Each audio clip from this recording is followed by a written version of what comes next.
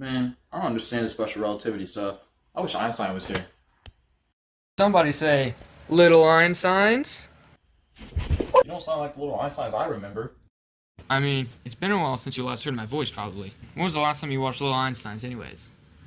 Too long, apparently. Which little Einstein are you anyway?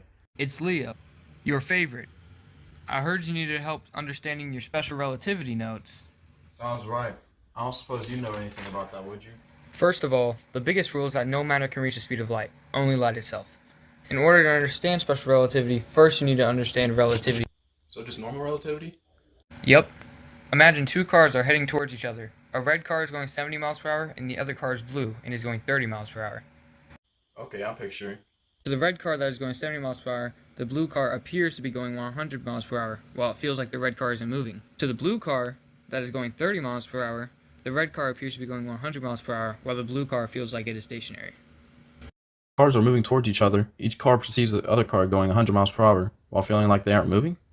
Exactly. And technically neither of them are wrong.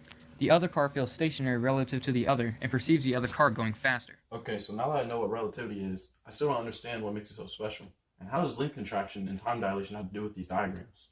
It's special when something travels near light speed. This can cause time dilation and length contraction. Okay, so what is length contraction? Look at the picture. The guy on the top is inside the ship, and for him the light is moving up and down, because for them the ship is not moving since they're inside of it.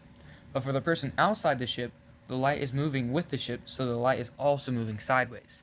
So how does the length change? The length seems to contract or shrink for the person outside the ship.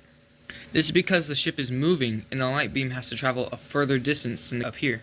This is how long it has to go for the guy down here, and the ship has to shrink downwards so the light beam doesn't have to go as far and can match this. Oh, now I get it. The length is shrinking so the light does not move sideways and takes a longer route. Exactly! We're ready to learn about time dilation now. Okay, so now that I know how length contraction comes about, how does time dilation work? Well, in a way, it's similar to how length contraction works. You see, when a person is inside the ship that is approaching light speed, time seems to slow down. Wait, what? Why does time slow down for them? Let's use the rocket ship example. The light isn't just going forward, but it's going up and down as well. As you know, this causes the light to have to travel a farther distance, but in the same amount of time. But light can't do that because that would mean it would have to accelerate. Do you know why it can't accelerate? It's because light can only go the speed of light, right? Exactly.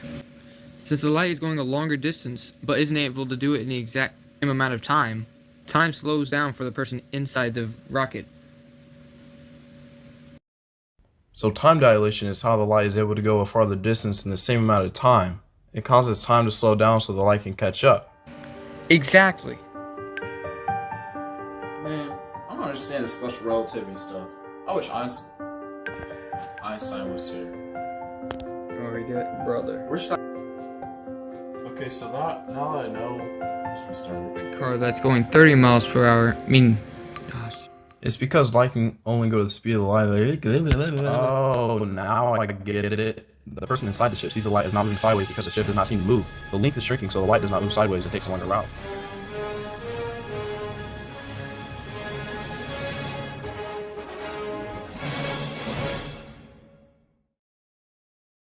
Exactly!